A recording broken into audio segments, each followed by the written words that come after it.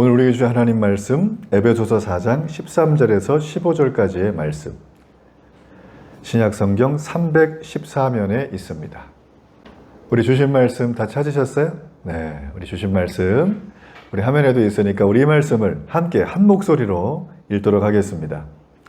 우리가 다 하나님의 아들을 믿는 것과 아는 일에 하나가 되어 온전한 사람을 이루어 그리스도의 장성한 분량이 충만한 데까지 이르리니, 이는 우리가 이제부터 어린아이가 되지 아니하여 사람의 속임수와 간사한 유혹에 빠져 온갖 교훈의 풍조에 밀려 요동하지 않게 하려 함이라. 오직 사랑 안에서 참된 것을 하여 범사에 그에게까지 자랄지라. 그는 머리니 곧 그리스도라. 아멘. 우리 오늘도 이 주일 예배 가운데 오신 여러분을 다시 한번 환영하고 축복합니다. 우리 이 시간 한번 이렇게 한번 인사하면 좋겠어요. 당신이 교회입니다. 저를 보고 해주세요. 당신이 교회입니다. 축복합니다. 네. 오늘 저는 생존을 넘어 인간답게 시리즈 5번째 시간으로 왜 교회 공동체에 속해야 하나, 우리 이런 제목을 가지고 여러분과 함께 은혜의 말씀을 나누기 원합니다. 제가 처음 다녔던 교회는 시장통에 있었던 작은 상가교회였습니다. 이 상가교회가 시간이 흐르면서 사람들이 점점 많아지게 됐어요. 그래서 이 교회가 이제 건축을 새로 해야 되겠다 할 정도로 교회가 굉장히 성장을 하게 되었습니다. 전 이걸 경험을 하면서 제가 생전 처음 다닌 교회였지만 교회가 확장한다는 것은, 확장된다는 것은 단순히 사람이 많이 모이고 외형적으로 건물이 커지는 것을 의미하는가 보다, 저는 그렇게 생각을 했었어요. 그런데 제가 성경을 보다가 저의 이런 생각이 틀렸다라는 그런 마음을 갖게 되었습니다. 올 여러분 주일날 예배 오셨죠? 네. 사람들이 교회를 옵니다. 여러분, 사람들은 교회를 왜 나올까요? 제 개인적인 경험은 저는 너무나 숨쉬기가 괴롭고 힘든 삶을 살았기 때문에 교회에 가서 살고 싶었기 때문에 저는 나왔는데, 여러분은 어떠세요? 저마다 사람들이 교회 나올 때 다들 이런 생각을 하죠. 교회에서 말씀하는 십자가를 지고 예수님을 따라가야 된다, 이런 것보다는 그저 내 마음속에 뭔가 이렇게 개인적인 동기 때문에 오는 분들이 많습니다. 처음부터 하나님의 나라와 그 일을 위해서 교회에 나오는 분들은 거의 없어요. 제가 만나보면. 십자가를 지라 하면 목사님, 저는 고난받기 위해서 온 게 아니라 내 인생의 문제를 해결하기 위해서 왔어요. 이런 개인적인 동기가 굉장히 많다라는 거예요. 어떤 분들은 복을 받고 싶어서 오신 분이 계시고요. 어떤 분은 마음의 평안을 얻기 위해서 오신 분들도 계시고, 어떤 분들은 교회 가면 좋은 사람을 만나고 연애도 하고 결혼도 할 수 있을까 봐 교회 오시는 분들이 계세요. 제가 만난 어떤 분은 중년의 남자분이신데 자신이 하고 있는 일을 정리하고 전 재산을 털어서 식당을 오픈을 하셨어요. 근데 옆에 교회가 있더래요. 그래서 교회를 가면 내 식당에 도움이 될까 봐 교회를 등록하고 다니셨답니다.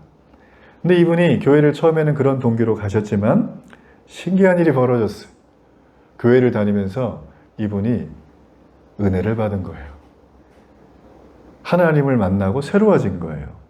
그래서 처음 본인이 교회 다니려고 했던 그 동기는 이제는 다 사라지고 하나님을 진하게 만나서 그 진하게 만난 하나님이 자기를 완전히 바꾸어 버렸고 자신의 인생 전체를 하나님 앞에 드리는 삶을 살기로 결심을 하게 된 거죠.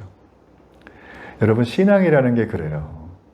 물리적인 것도 아니고 지식적인 것도 아니고 그렇다고 행동만 하는 것도 아닌, 이 세 가지가 선순환으로 지적인 욕구와 우리의 생활 양식과 우리의 위기와 경험 속에서 이 신앙이 우리에게 들어오는 과정은 저마다 다르지만, 이 신앙이 들어오게 되어지면 마치 한나라고 하는 구약의 한 여인이 아이를 낳지 못해서 하나님 앞에 부르짖고 기도하며 나갔지만, 그녀는 그 기도를 통해서 하나님 앞에 응답이 아니라 그걸 붙잡고 기도하는 과정 속에 하나님을 만나 변화가 됩니다.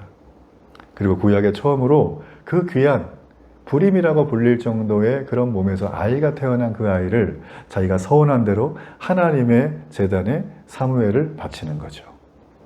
여러분, 이게 신앙이라는 거예요. 예수님을 믿으면 우리는 성경에 나와 있는 내용을 그대로 믿죠.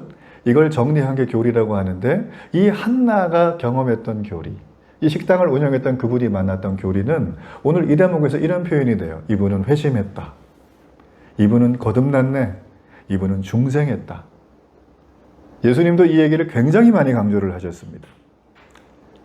고린도후서에서는 이 말씀을 이렇게 얘기해요. 이전 것은 지나갔으니 보라 새 것이 되었도다. 이건 여러분 내가 단순히 결단하고 예수님을 믿겠다고 하며 구원받은 자녀로 사는 정도의 느낌이 아니라 이 고린도후서에서 바울은 내가 새로운 창조를 경험한 존재라고 말을 하고 있는 것입니다.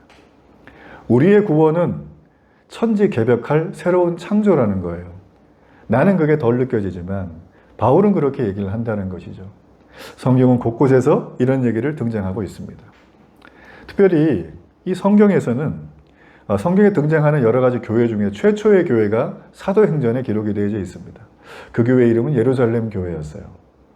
이 교회는 지금 기준으로 봐도 수천에서 수만 명이 모이던 초대형 교회였습니다. 그럼에도 불구하고 이 교회 신자들은 특징이 대부분이 이래요. 성령으로 거듭난 사람, 진짜 회심을 한 사람, 중생을 경험한 사람들이 대부분 이 교회 성도들로 구성이 되어져 있었어요.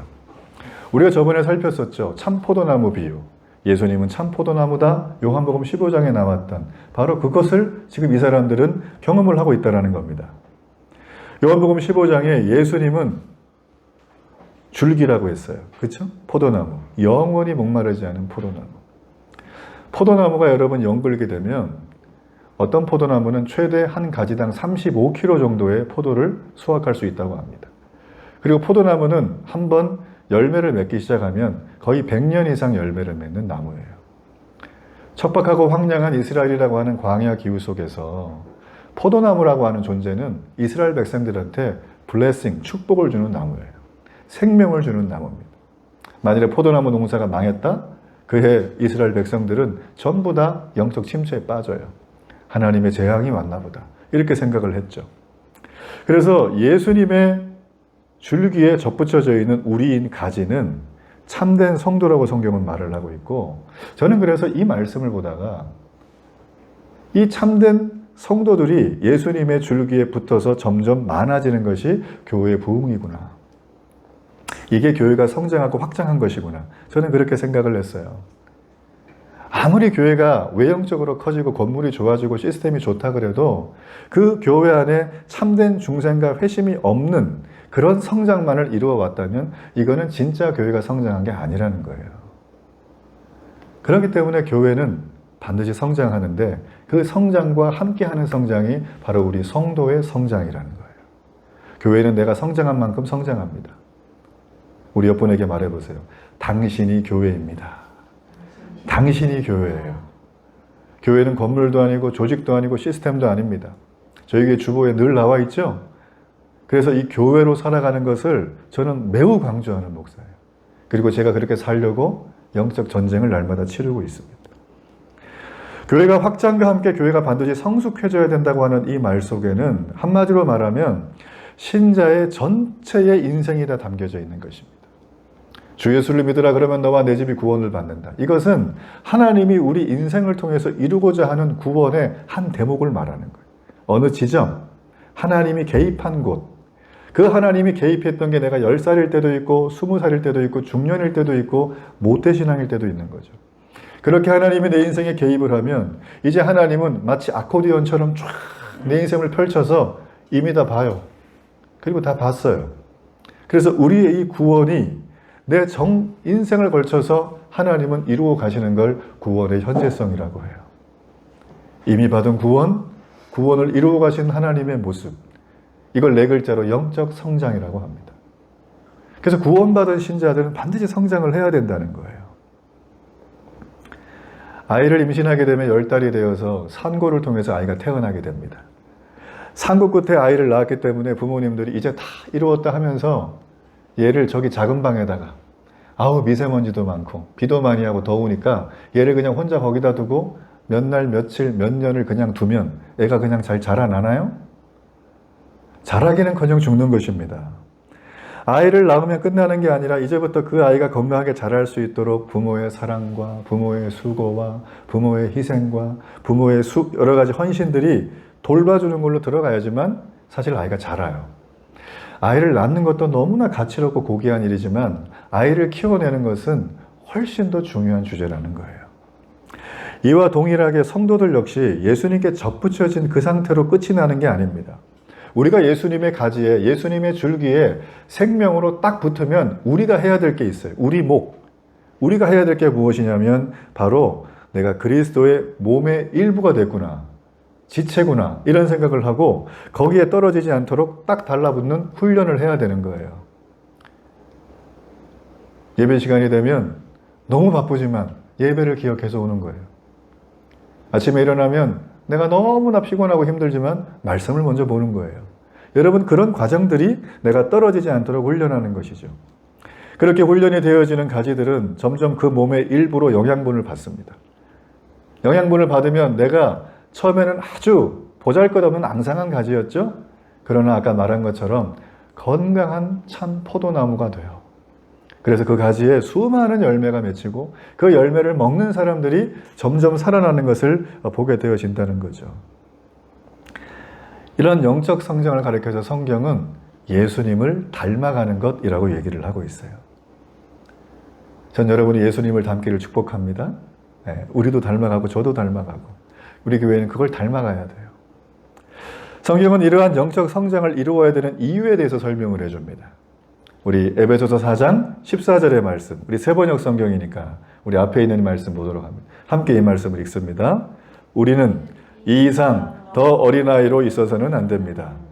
우리는 인간의 속임수나 간교한 술수에 빠져서 온갖 교훈의 풍조에 흔들리거나 이리저리 밀려다니지 말아야 합니다.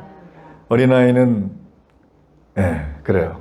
제 원고에만 하나 더 써 있었어요. 어린아이는 여러분 읽어보니까 느낌이 팍 오시죠?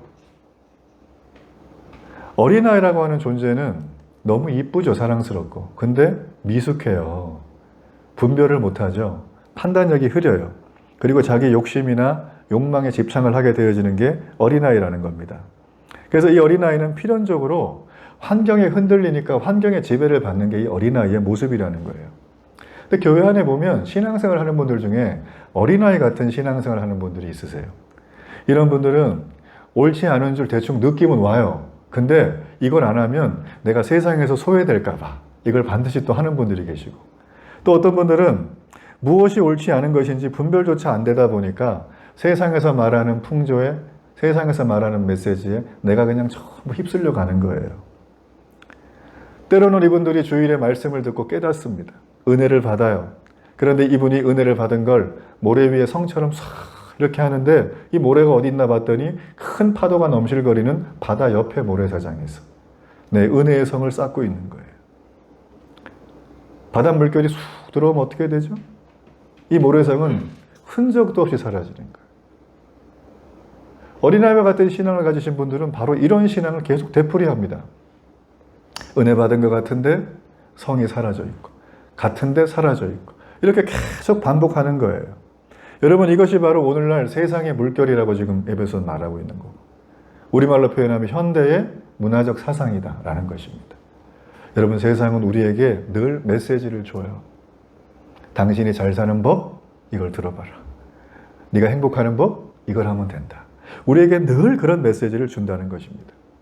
기독교 신앙에서는 여러분 이런 것들을 도외시하지 않아요. 이런 걸 다 포함하지만 기독교 신앙은 이렇게 말합니다. 너는 배우고 확신한 일에 거하라.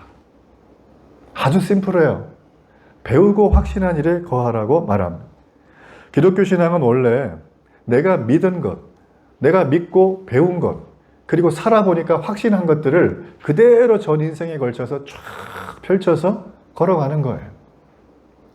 우리가 집에서 휴대폰 가지고 이렇게 조그만 영상을 볼 때랑 그 똑같은 영상을 한 300인치 되는 큰 대형 파노라마 스코프 극장 가가지고 시네마 버전으로 보는 거랑 느낌이 같아요? 달라요? 전혀 달라요. 똑같은 영상이지만. 그죠? 그걸 바라볼 때 느낌이 달라요. 전 예전에 이 영화 제목을 말하면 안 되겠죠. 어떤 영화 제목을 봤는데, 영화를 봤는데 진짜 거짓말 안 못하고 한 4분 정도 초반에 어떤 장면이 있었냐면 이렇게 지평선이 보여요.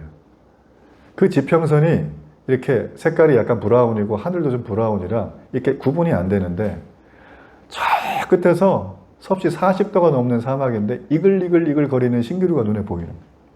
근데 저기에서 요만한 작은 뚜껑 같은 게 살짝 보이는 거예요. 저게 뭔가 하고 봤더니 저기서 어떤 사람이 말을 타고 천천히 말을 타고 오는 거예요. 근데 그게 모자가 보인 거예요. 근데 시간이 5분 지나니까 이제 말이 보이고 한 10분 지나니까 사람이 여기까지 오더라고요. 그러니까 신자의 인생은 내가 배우고 확신한 일에 거해야 되는데 그게 지금 내가 배웠는데 확신하는지 못하는지가 늘 헷갈리는 거예요. 인생을 쫙 펼쳐놓고 봐야 되는 것이죠. 오늘 그 얘기를 지금 해주고 있는 것입니다. 여기 나오는 이 너는 배우고 확신한 일에 거하라고 했던 이 말을 했던 분은 바울이고 이 말을 들었던 분은 목회자였던 젊은 디모데라는 목사님이에요. 이분이 새신자도 아니고 목사님인데 바울이 지금 그러는 거예요. 너는 배우고 확신한 일에 거하지 않으면 실족하고 큰일 나 이렇게 말을 하는 거예요. 왜 이런 얘기를 했을까요? 목회자인데 다 아시는데 한마디로 말해서 여러분 우리의 삶 속에 배우고 확신한 일에 거하지 않으면 목회자일지라도 흔들리고 넘어질 수 있다는 거예요. 자, 그렇다면 이 디모데보다 훨씬 더 연약한 우리는 과연 어떻게 해야 배우고 이 확신한 일에 거하면서 영적으로 성장할 수 있을까? 제가 여러분 드렸던 설교 노트를 보시면 두 가지가 나옵니다. 첫 번째는 에베소서 4장 13절의 말씀이에요. 자, 우리 이 말씀 한 목소리를 읽어봅니다. 하나님의 아들을 믿는 것과 아는 일에 하나가 되어 나의 지식과 판단에 있어서 지성적인 성숙이 필요하다는 말을 해주고 있습니다. 지성의 성숙, 쉽게 말하면 이겁니다. 우리가 성경 말씀을 읽을 때 너무 재밌게 끝까지 다 본다. 손 한번 들어보세요. 없어요. 목사인 저 어때요? 저도 어떨 때 힘들 때 있어요. 제가 에베소서 말씀을 준비를 했기 때문에 여러 번 읽었잖아요. 에베소서가 총 6장밖에 안 되니까 마음 먹고 읽으면 10분이면 읽어요. 오디오 성경 들어놓으면 하루에 한 100번도 들을 수 있습니다. 제가 그렇게 해봤죠. 한 50번 들으니까 힘들어요. 내용을 이해 못하는 게 아니라 계속 들으니까 이게 너무 이것 노동이구나 이런 생각이 드는 거예요. 성경의 말씀은 우리가 이성을 가지고 문자를 읽으면 문장을 이해할 수는 있지만 그 이해된 게 내가 믿어지는 것은 별개의 문제입니다. 이해를 통해서 내 마음에 와닿기는 하죠. 그러나 그것이 내 삶에 구체적으로 성경의 내용을 배우고 교리를 습득하지 않으면 이 말씀을 어디다 갖다 놔야 될지도 알지 못하고 설령 내가 교리적인 지식이 하나 있어서 내가 구원받으면 이렇게 사는구나 알지만 이걸 어느 위치에다가 펼쳐야 될지조차도 모르는 거예요. 여러분 그렇기 때문에 성경은 읽어서 알 수 있는 책이 아니라 수능 보듯이 공부해야 되는 거예요. 수요 바이블 클래스는 성경 탐구를 하고 있습니다. 나오시길 바랍니다. 지지난주에 인제 한 번 했어요. 개괄. 제가 아주 재밌게 지도와 도표와 인물을 보여주면서 하기 때문에 전혀 부담스럽지 않아요. 여러분 7시입니다. 오시길 바라요. 여러분 그렇습니다. 이렇게 지성적인 성장함이 있어야 되려면 하나님의 말씀을 읽고 그걸 받아들이는 내용을 배우고 습득하는 과정이 너무나 필요하다는 거죠. 자, 이렇게 되면 우리는 어떤 변화가 있을까요? 세상을 보는 관점이 달라지기 시작을 합니다. 내 기준에서 보던 걸 말씀의 기준으로 본다는 거죠. 스펙트럼이 갑자기 확 넓어지는 거예요. 뿐만 아니라 인생을 내가 어떤 시야로 살아야 될까에 대한 인생관이 달라지기 시작을 해요. 여전히 행복을 추구하는 내 모습, 이거는 변함없지만 인생관이 달라지니까 추구하는 방식이 달라요. 이렇게 세계관과 인생관이 생기게 되면 성경을 통해서 내가 생긴 그것을 가지고 내가 새로운 삶의 방식으로 살아갈 수밖에 없다라는 거죠. 이처럼 그리스도인이 된다는 것은 그냥 내가 믿어요 라고 관념 중에 떠도는 허공에다 얘기하는 게 아닙니다. 하나님을 등지고 살았던 나의 옛날의 모습을 하나님 앞에 그대로 내어놓고 거듭남을 구하는 거예요. 하나님 거듭나게 해주세요. 진짜 회심하게 해주세요.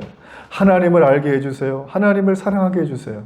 이렇게 되면 내가 예전에 동의할 수 없었던 하나님이 만들어 놓은 세상에 대한 인식이 넓어지고 이제는 그 인식을 내 삶으로 살아낼 수 있는 의지와 힘이 생기는 거예요.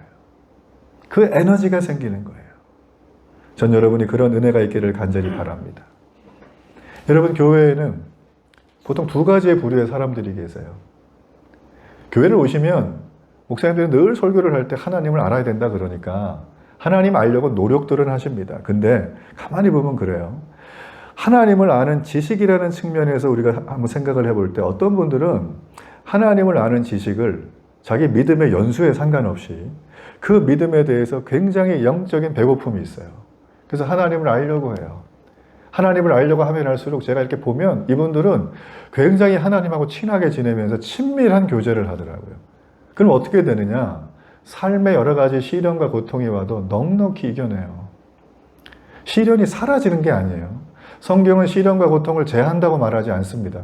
와요. 잘 믿어도 오고 안 믿어도 옵니다. 오는데 대하는 방식이 다른 거예요. 어떤 분들은 하나님을 알기는 아는데 너무 조금 알아요. 그냥 간신히 정도 알아요, 하나님을. 그분하고 관계도 그래요. 그러다 보니까 성경이 허락하신 풍성한 삶은커녕 내 인생에 밀려오는 고통과 파도들을 내 인생의 경험이랑 내가 가지고 있는 잔재주 몇 개로 이기려면 늘 부단히 힘을 쓰다 보니까 내가 늘 지치고 힘들어요. 시련과 고통이란 파도가 오면 침몰되는 거예요. 동일하게 교회를 다니고 성경도 보고 신앙생활도 하는데 도대체 왜 이런 차이가 벌어지는가? 제가 목회자로서 고민이었어요, 이게. 어떻게 해결하면 제가 도와드릴 수 있을까, 이분들을. 여러분, 그게 우리가 읽었던 13절이었어요. 하나님의 아들을 믿는 것, 아는 일에 하나가 되지 못했기 때문이다. 하나님의 아들이 누군가요? 예수 그리스도예요. 우리는 이 땅에 너무나 고상한 지식이 많죠. 그렇지만 예수님을 아는 것을 제일 먼저 해야 될 줄로 믿습니다. 이분을 먼저 알아야 된다는 거죠. 그래서 이 말은 하나님께서 교회 모든 성도들이 당신을 알아가는 지식에 있어서 매일같이 하기를 원하시고 성장하기를 원하시고 그것이 쌓이고 쌓여서 켜켜이 쌓여서 온전한 사람으로 세워지는데 결정적인 역할을 하기를 원하신다는 거예요. 이런 분들이 교회에 모여 있으면 교회가 굉장히 성숙합니다. 그리고 분별력이 뛰어나게 돼요. 어지간한 거에 교회가 흔들리지 않아요. 전 저희 교회가 이런 은혜가 있기를 간절히 바랍니다. 배우고 확신한 일에 거하면서 영적으로 성장하려면 두 번째는 인격적인 성장이 필요해요. 인격적인 성장이다. 지식의 성장, 인격적인 성장. 그리스도를 아는 것과 믿는 것에 자라나고 있는 사람들은 내가 그리스도를 아는 지식이 넓어지는 만큼 내 삶 속에 이게 드러날 수밖에 없습니다. 성경은 윤리와 도덕의 책은 아니지만 선한 일을 위해서 지으심을 받았다고 에베소서 말씀을 하기 때문에 그 선한 일이 우리에게 가장 쉽게 이웃에 대한 친절로 드러나고요. 지나가는 사람에 대한 호의로 드러나고 그렇습니다. 그런 걸 통해서 수많은 사람들은 저분 너무 나한테 친절하게 무조건으로 해주신다. 감동을 받는 거예요. 그대 내게 감동을 주는 사람. 그게 바로 그리스도의 정체성이라는 거예요, 사실은. 그런데 이 배운 바대로 삶을 실천하는 삶이 없이 그저 성경의 지식을 내 머릿속에 차고 넘치게만 쌓아놓고 이걸 삶으로 실천하는 인격이 매우 부족하다면 지식이 많으니까 그 지식으로 교회를 찌르고 자르고 베고 흔들고 그래요. 교회에서 일어나는 분란들은 대부분 초신자들이 일으키지 않아요. 교회를 오래 다닌 분들이 교회를 다 힘들게 합니다. 제가 우스갯소리를 그래요. 어떤 권사님이 365일 새벽 예배를 나오세요.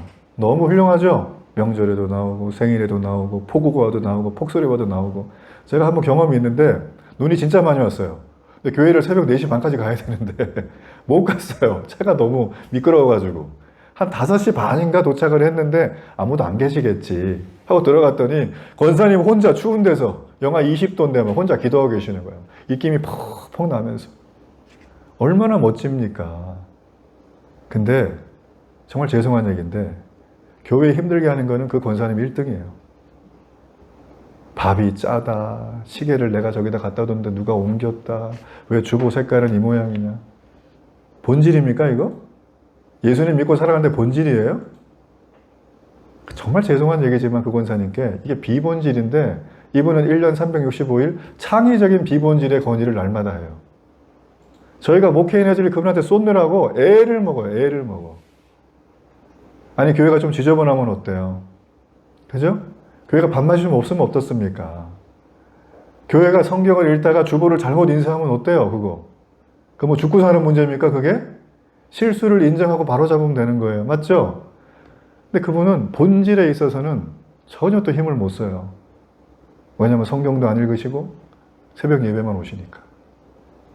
여러분, 저는 그런 분들이 되지 않기를 주의 이름으로 축복합니다.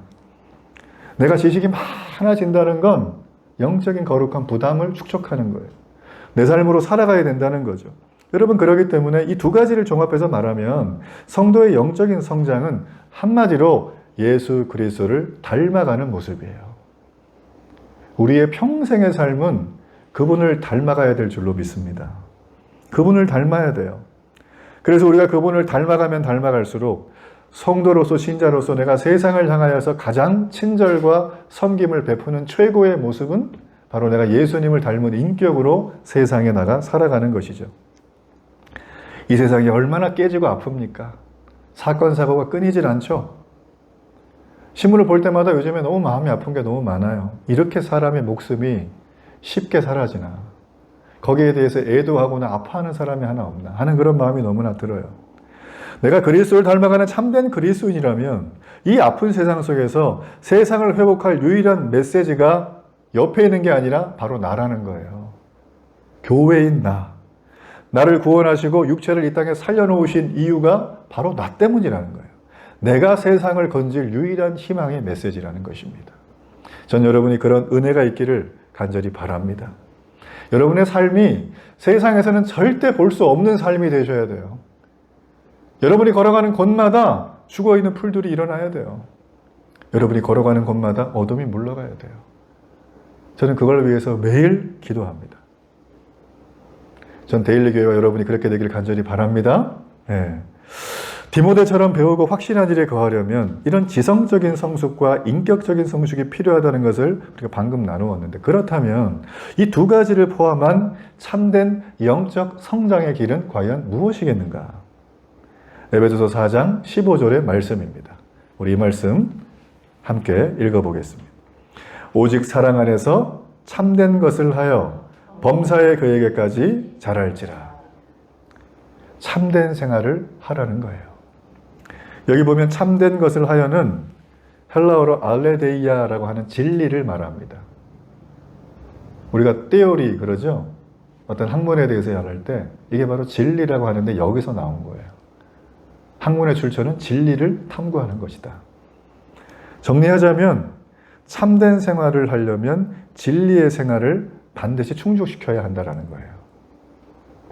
우리의 믿음이 성장하기 위해서는 진리의 생활을 해야 한다는 겁니다. 여기서 참되다라는 이 말은 진리를 충족한 상태, 진리를 부합한 상태를 말하는 거죠. 우리는 간혹 나 자신보다 신앙 경력이 굉장히 짧아 보이고 성경도 많이 몰라 보이는데 이분이 하나님과 매우 가깝게 사는 것처럼 보이는 분들이 계세요. 여러분, 그것은 아주 간단해요. 그 사람이 자신이 알고 있는 진리 한두 가지를 자신의 삶에 드러내놓고 잘 사는 거예요. 진리가 부합하는 거예요. 원수를 사랑하라? 그거 해보는 거예요. 안 되지만. 맞죠? 내 부모를 공경하라? 그렇게 해보는 거예요. 남편에게 순종하고 내 아내를 내 몸처럼 사랑하라? 에베소 말씀을 해보는 거예요. 여호와를 경외하라? 뭔진 몰라도 해보는 거예요. 여러분, 갓난아기가 젖을 먹고 기저귀를 갈아주고 목욕을 시켜주고 하면 어떤 줄 아십니까? 너무 기분이 좋아서 애가 방긋방긋 웃어요. 제가 아침마다 아기들을 보거든요. 보면 아기가 너무 이뻐요. 그래서 내가 그 엄마가 이렇게 둘을 데리고 오는데 지금 10개월 됐나요? 11개월 됐나요? 여자 아기예요. 덩치도 커요, 아기가. 근데 걔를 보고 있으면 이렇게 미간을 찌푸리고 있어요, 아기가.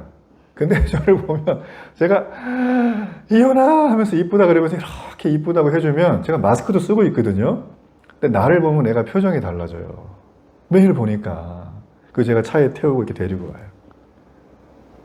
여러분, 아기들이 그렇게 이쁜데요. 이 아기들이 음성을 알아듣는 거예요. 자기를 이뻐하는 사람.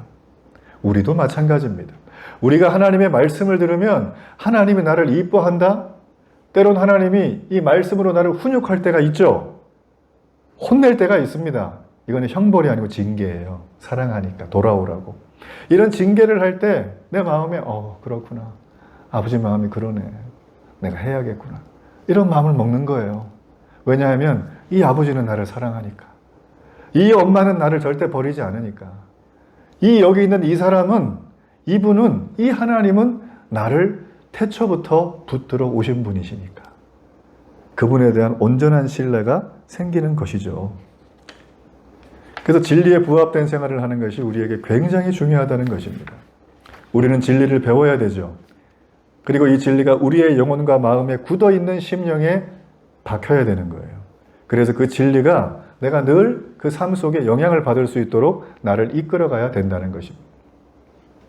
제가 상담을 많이 하고 요즘에 성경 공부를 많이 하는데 늘 하는 것 중에 하나가 뭐냐면 질문하는 것 중에 목사님, 기독교 영성은 뭐예요? 그러는 거예요. 영성, 스피리추얼. 영성 있는 삶은 뭐예요? 저한테 물어봐요. 여러분, 영성이 뭐라고 생각하십니까? 영성 있는 삶. 우리 들어는 봤죠? 아, 이분 영성이 뛰어나다고 막. 그렇죠? 영성 있는 찬양했다고. 그러니까 영성이라는 건 일단 현세의 삶이 아니라 어떤 영적인 힘을 의지해서 뭔가 되고 있다는 뜻이잖아요. 그러니까 부러우니까 하는 얘기가 영성이 뛰어나다. 이런 얘기를 한단 말이에요. 제가 쉽게 말해줍니다. 자매님, 형제님, 어제 하루 동안 뭐 많이 보셨어요? 그게 자매님 영성이에요. 하루 종일 본 거 생각 안 납니까? 생각나시죠? 네. 그거 생각나니까 마음이 어때요? 저걸 이루려고 그러면 오늘 열심히 살아야겠다. 그 생각이 났어요. 그게 영성이에요. 여러분, 영성은 내가 보는 걸 워십하는 거예요. 내가 예배하는 겁니다. 그걸 보면서. 내가 사람에 목말라 있다? 나는 그걸 예배하는 거예요. 내가 관계의 친밀함에 목말라 있다? 내가 그걸 예배하는 거예요. 내가 지식적인 욕구를 뿜뿜이다? 그걸 내가 지금 예배하고 있는 거예요. 나는 내 인생의 노후가 보장되기를 원한다? 내가 그걸 지금 예배하는 거예요. 세상은 회색이 없어요. 그래서 다 예배합니다. 다윗을 생각을 해보세요. 다윗은 엄청나게 훌륭한 영성의 사람이지만 죄를 지었어요. 이 다윗이 양심에서 네가 죄인이라고 소리를 막 칩니다. 백고동에 울리듯이 날마다 치는 거예요. 그럼에도 불구하고 다윗은 태어난 척 아무렇지도 않게 남들 앞에서는 의기양양하게 살아간 하나님이 선지자 나단을 보내요. 다윗을 심하게 책망합니다. 빨리 회개하고 돌아서라고. 다윗이 왕인데 한낱 선지자가 그러니까 쟤를 감옥에 가둬라 할 수도 있잖아요. 다윗의 위대한 점은 언제나 하나님 앞에 묻자와 가로되 기도를 했다는 거예요. 하나님의 기준으로 판단을 했다는, 이게 위대한 점이에요. 다윗은 그 선지자의 얘기를 듣고 회개를 시작합니다. 눈물을 흘려요. 그리고 눈물을 흘리면서 어느 정도까지 하냐면 침상을 적실 만큼 긴 시간 동안, 많은 시간 동안 하나님 앞에 회개를 하는 다윗. 마침내 하나님은 그 회개를 들어주셨고 용서해 주십니다. 그 이유는 간단해요. 다윗의 마음은 진실했기 때문이에요. 진실하게 하나님 앞에 회개를 합니다. 여기서 진실함이란 하나님의 진리의 말씀에 부합하고 충족된 상태와 마음으로 살겠다고 하는 자기 선언이에요. 내 권리를 포기하고 그렇게 살겠습니다라고 하는 것이죠. 그렇기 때문에 이 땅에 진리의 빛이 없이는 그 누구도 진실해질 수가 없어요. 요즘 진실한 분 만나기 쉬워요? 아, 이분 진실해. 전 거의 못 만나봐요. 그런 얘기를 들어보질 못했어요. 전 여러분이 그 사람이 되길 바랍니다. 진실한 분이 되기를 바라요. 한 사람의 삶에 있어서 이렇게 진리를 아는 지식이 내 마음속에 있는 것이 얼마나 중요한지 모릅니다. 그런데 진리를 아는 지식이 내게 있지만 거기에 부합하는 삶의 행동들이 없다면 그 그리스도인의 삶은 허위이자 거짓일 것입니다. 만약 복종하고 순종하는 삶은 있죠. 근데 거기에 또 진리가 없네요. 지적인 성숙함이. 그러면 그것은 맹목적인 삶이 되겠죠. 미신이 어떤 것입니까? 미신. 많이 들어보셨죠? 미신. 내가 원하는 것을 만약 예를 들어서 어떤 신이 준다고 가정을 한번 해보세요. 그래서 그 신을 만나기 위해서 가면 어떤 중재자가 와가지고 그러죠. 이 신을 잘 달래주면은 이 신이 당신한테 원하는 것을 줄 거라고. 그러면서 이 신은 재물의 신이니까 재물을 많이 주면 이 재물의 10배를 당신한테 줄 거다. 이 신은 검소한 신이기 때문에 금욕적인 생활을 하는 사람에게 잘 들어주더라. 이렇게 중매자가 얘기를 해줘요. 그러면 우리는 들으면 어떻게 합니까? 그 신이 원하는 것을 다 복종합니다. 순종합니다. 결국 내가 원하는 것을 그 신이 주는 것을 경험을 하게 돼요. 자, 그렇다면 그 신과 나의 관계는 서로 원하는 것을 주고받는 정도의 관계로밖에 지나지 않는 거예요. 이걸 한번 경험하게 되면 그는 어떤 문제가 왔을 때 또 그런 방식으로 해결하려는 강력한 충동을 느끼게 됩니다. 문제가 왔고 신과 거래를 하고 그 요구를 들어주고, 문제가 왔고 거래하고 들어주고, 이 삶을 반복하게 되어지는 거죠. 어떤 문제 해결에 있어서 세상에서 내놓은 가장 좋은 비책처럼 들리지만 사실 우리가 여러분 다 아는 것처럼 우리는 육체를 입고 이 땅에 살잖아요. 그래서 우리의 삶은 문제의 연속이에요. 문제를 해결하고 나면 또 문제가 옵니다. 신의 힘을 빌려서 문제를 해결해도 또 문제가 오고 또 문제가 오고 또 문제가 오고, 그러면 어느새 나는 그 신에 의해서 조종되는 한낱 노예에 불과한 삶을 살게 돼요. 나는 자유인인데. 이게 바로 미신이에요. 제가 목회를 하며 성도들을 관찰할 때 하나님과 자신과의 관계를 이 미신처럼 세팅해놓고 믿는 분들이 계세요. 매우 안타깝습니다. 이분들의 특징은 하나님이 복 주시는 분이라고 카테고리 안에 하나님을 딱 가둬요. 그래 놓고 하나님과 거래를 합니다. 육체적이고 정신적인 문제를 해결해 주시라고. 나한테. 자기의 뿌리는 내놓지 않아요, 대신에. 그러면서 하나님을 대하면서 하나님 앞에 나가서 치성을 드리는 것처럼 정성을 다해서 하나님을 섬깁니다. 하나님은 이를 갖다가 어떻게 반응하는 줄 아세요? 여호와의 이름을 망령되이 읽지 말라. 하나님은 그 사람의 정성을 바라보면서 수치와 모욕을 느끼는 거예요. 여러분은 어떻습니까? 하나님을 복주시는 분이라는 카테고리 안에 가두어 놓고 여러분이 원하는 것을 요구하면 들어주는 분으로 하나님을 치부하고 계십니까? 우리는 멀리 갈 필요가 없이 구약 성경을 보면 이게 어떤 결말이 났는지 금방 알 수 있습니다. 하나님의 선택을 받았던 구약의 이스라엘 백성이 어떻게 살았죠? 이 사람들은 진리이신 하나님을 만났어요. 그러나 진리를 바로 알려는 노력은 전혀 하지 않고 자기 뜻대로 자기 환경을 개척하며 살아갔던 대표적인 사람들이에요. 그 결과는 어떻게 됐나요? 하나님이 나라를 만들어 주셨어요. 아주 멋진 강성한 나라. 다윗이 지배하고 솔로몬이 지배하면서 그 중동 지역 일대에 천하를 호령하던 나라로 급부상하게 됐습니다. 근데 어떻게 됐나요? 두 배로 나누어지죠. 남과 북이. 그리고 아수르와 바벨론에 의해서 차례로 처참한 멸망을 당하게 됩니다. 진리를 바로 알려는 노력과 수고 없이 진리에 부합된 참된 생활을 한다는 것은 이처럼 멸망을 자초하는 길이에요. 불가능한 일이라는 것입니다. 그리스도를 닮아가는 진정한 영적 성장의 길은 그래서 지름길이 없어요. 진리를 아는 거예요. 그리고 거기에 부합하는 내 삶을 거기다 충족시키는 노력과 수고가 있어갈 때 우리는 그리스도를 닮은 사람으로 성장하게 되어지는 거죠. 하나님이 여러분의 인생을 쫙 펼치고 지금 봐요. 나만 못 보는 거예요. 지금 어디쯤에 있나 하나님은 다 알아요. 그러니까 하나님이죠.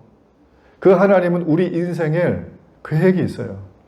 우리는 그 계획을 모르는 거예요, 지금. 얼마나 답답합니까, 우리 삶이. 무조건적인 하나님의 사랑을 받는데 내가 삶의 의미와 목적을 모른 채 내 뜻대로 살아간다? 우리는 이스라엘 백성처럼 미신의 하나님을 따르는 거예요. 저는 하나님을 참되게 만나길 축복합니다. 참된 영적 성장의 길 두 번째는 에베소 4장 15절의 말씀 그 다음 페이지입니다. 함께 읽어보겠습니다. 사랑 안에서 참된 것을 하여. 말 그대로 사랑 안에서 삶을 살아가라는 거예요. 우리의 교두보를. 지성의 성숙이든 인격적인 성성이든 우리는 이 모든 것들을 하나의 교두보가 필요한데, 메인보드가 필요한데 그게 세상 바깥이 아니라 in love, 하나님의 사랑 안에서 살라는 거죠. 하나님의 사랑 안에서 하라는 거예요. 여러분, 이것을 헬라어는 아가페라는 표현을 씁니다. 이 아가페라는 얘기는 굉장히 범위가 넓어요. 삼위 하나님의 일체된 사랑, 하나님이 우리를 계속적으로 주시는 사랑, 그 사랑에 감격해서 우리가 반응하는 사랑, 이 모든 사랑을 여기에다 포함을 하는데, 여러분, 성경은 이 아가페의 사랑을 주님 안에서 하라는 거예요. 주님 안에서. 한 사람의 신자가 영적으로 성장한다는 것은 이렇게 주님 안에 내가 뿌리를 내려놓고 하나님을 향한 순전한 사랑을 드러내는 것을 말하는 것입니다. 교회를 오래 다녔다고 우리가 영적으로 성장하나요? 직분이 많아진다고 영적으로 성장하나요? 내가 많은 봉사를 하고 뭔가를 하나님 앞에 과시한다고 내가 영적으로 성장하는 존재가 되는 건가요? 이런 것들이 전부 다 필요하지만 우리는 주님의 사랑 안에서 이걸 할 때, 이 모든 걸 할 때 우리는 날마다 성장하고 성숙한 사람으로 자라갑니다. 우리가 똑같이 예수님을 믿어요. 우리가 똑같이 하나님의 형상으로 지음받았어요. 우리 모두는 하나님이 여러분을 사랑한다고 말을 듣는 존재들이에요. 그런데 왜 어떤 사람은 그걸 다 누리고 행복하게 살고 어떤 사람은 왜 그걸 전혀 모르고 힘들게 사냐 이겁니다. 교회까지 왔는데 왜 여기서 차별이 생기냐 이거예요. 주님의 사랑을 받았지만 주님을 거의 사랑하지 않기 때문에 언제든지 기회가 되면 주님을 버릴 각오를 한 사람들의 삶, 신앙의 삶. 아니면 주님을 위해서 내 생명을 기꺼이 드려도 아깝지 않다는 십자가 앞에 드려지는 내 삶이 행복하다고 느껴지는 삶. 여러분 어떤 삶이 행복한 삶을 살겠습니까? 당연히 뒤의 삶이죠. 이러한 하나님의 사랑을 가져다 주는 것은 그 통로가 하나 있는데 그 통로가 바로 은혜예요. 그게 하나님의 은혜입니다. 하나님의 사랑은 은혜의 방식으로 우리에게 올 수밖에 없어요. 내가 예수를 믿었고 구원받았죠? 여러분 그러나 에베소 말씀에 보면 이 구원은 믿음을 통하여 주신 선물이라고 했어요. 자 그렇다면 그 믿음이라는 걸 허용하신 자격 조건을 만드신 상황을 만드신 분이 누굽니까? 접니까? 하나님입니까? 하나님인 거예요. 그러니까 우리가 예수님을 믿고 하나님의 자녀가 되어서 구원을 선물로 받지만 이조차도 세팅하신 것은 그분의 의도라는 거죠. 100%. 그렇기 때문에 그분은 우리를 완전히 공의롭게 대하시면서 죄에 있어서 완전히 사랑하신다는 게 바로 그것입니다. 그분의 사랑과 그분의 정의는 그래서 충돌하지 않아요. 그 충돌하지 않음 때문에 우리가 이렇게 구원을 받고 하나님 앞에 나올 수가 있었다라는 것이죠. 자, 이런 사랑을 받은 사람들은 마음속에 강력하게 불타오르는 하나의 소원이 있습니다. 그 소원이 무엇이냐면 내 마음속에 전에 없었던 놀라운 의지가 생겨요. 그 의지는 내가 말씀대로 살아볼래. 바로 이거예요. 제가 하나님께 은혜를 받고 길을 걸어가는데 길에 지나가는 애들도 이쁘고 앉아있는 길거리에 있는 표지판도 너무 사랑스러워 보이고 별 생각이 다르더라고요. 제가 의지가 막 생기는 거예요. 하나님께 은혜를 받으니까. 자 여러분 그렇다면은 마지막으로 이렇게 참된 생활과 이 사랑 안에서 삶을 우리는 과연 어디에 가서 해야 되는가라는 거예요. 어디서 공급을 받을 것인가. 오늘 설교의 제목이 뭐죠? 왜 교회 공동체에 속해야 되는가. 신자의 이러한 영적인 성장이 도대체 어떻게 이루어지는가. 신자의 영적인 성장은 아무도 없는 사막에서 홀로 이루어지는 것이 아닙니다. 바로 교회 공동체에 속해서 건강한 복음의 목양을 받을 때 신자의 영적 성장은 이루어지는 거예요. 하나님께서 교회를 이 땅에 존재하게 하신 이유는 크게 세 가지입니다. 첫째는 무엇이냐면 하나님 자신을 위함이에요. 왜냐하면 이 하나님 자신을 위해서 우리가 예배하고 하나님 앞에 나가 그 마음을 드릴 수 있기 때문이죠. 또 하나는 교회는 세상을 위해 존재합니다. 세상에 나가서 이 깨진 세상에 살아계신 기쁜 소식인 복음을 전하고 그들에게 자비와 선교와 구제를 베풀며 함께 세상을 살기 좋은 곳으로 만드는 것이 교회가 이 땅에 존재한 이유입니다. 그리고 또 하나 마지막으로 하나님은 교회 자신을 위해서 교회를 세우셨어요. 교회 자신을 위해서. 이 얘기는 영적 갓난아이 같은 내가 와서 먼저 믿은 분들의 보살핌을 받고 내가 크죠? 그럼 내가 똑같이 그렇게 하는 거예요. 딴 사람한테. 이게 교회가 지금까지 지난 수천 년간 이 땅에 그 어떤 재력가가 재정 지원을 하지 않았어도 그 어떤 권력과 국가기관이 백업을 하지 않았어도 올 수 있었던 결정적인 이유입니다. 이렇게 교회는 온 거예요. 그렇기 때문에 교회가 10,000명이 모이든 1명이 모이든 교회는 그 자체로 영광스러운 거예요. 믿어지십니까? 여러분은 영광스러운 곳에 와 있는 거예요. 6.25 전쟁 직후에 대한민국의 사진을 한번 봤는데요. 요즘엔 복원력이 되게 뛰어나더라고요. 칼라 사진으로 나오는데 보니까 시설들 다 파괴되고 곳곳에 죽은 사람들 많고 그냥 도시가 쑥대밭이 됐어요. 지금의 서울, 아예 없더라고요, 모습이. 근데 제가 인상적으로 본 건 뭐냐면 6.25 전쟁이 끝난 다음에 대한민국의 산들을 보니까 마운틴 보니까 전부 민둥산이에요. 아무것도 없어요. 불타고 베이고 참호가 파지고 길이 생기고 이렇게 된 거예요. 여러분, 이 민둥산을 새마을 운동을 기점으로 해서 전국에 나무 심기 운동을 시작한 거 아시죠? 그죠? 나무를 심으면서 이 전국에 지금 우리나라 삼천리만도 금수강선을 보면 굉장히 푸르르고 생명이 넘치는 아름다운 곳이 됐다는 것입니다. 제가 사는 집 앞에 정원이 이렇게 하나 있어요. 담벼락으로 가면서도 정원이 긴 게 하나 있는데 그 정원을 제가 몇 년 전에 이사 올 때까지만 해도 묘목 몇 그루, 앙상한 묘목 몇 그루를 그냥 심어 놓은 정도였어요. 지금은 어떤 줄 아세요? 완전히 달라졌어요. 아주 울창한 숲이 돼가지고요. 거기에 벌레, 곤충은 뭐 당연히 살고 사람들이 가다가 이렇게 쉬고 동식물들이 이렇게 앉아서 뭔가를 이렇게 할 수 있는 그런 하나의 생태계가 조성이 됐습니다. 그 울창한 숲이 생기기 전에 거기 그냥 민둥, 완전히 그냥 아무것도 없는 벌판 같은 곳이었어요. 근데 그게 왜 그렇게 됐을까? 식물학자들의 얘기를 보니까 아주 재미있는 표현을 하더라고요. 한 나무가 심겨지면 그 나무가 자라는데 시간이 많이 걸린답니다. 근데 나무가 하나 자라면 희한한 일이 벌어진대요. 그 옆에 이 잡초가 무성해지고요. 꽃들이 오고요. 벌레가 오고 벌이 날라오면서 점점 광합성 같은 게 막 일어난답니다. 식물학적으로. 그러면 거기에 점점 꽃씨가 많이 뿌려지고 씨앗들이 전파되면서 나무가 자꾸 자란대요. 그러면 그 나무가 어떻게 자라느냐? 땅속 밑에 뿌리가 한 요 정도였다면 끝없이 뻗어나간다는 거예요. 나무가 20m짜리면 그 나무의 10배 이상의 크기로 줄기가 뻗어나간답니다.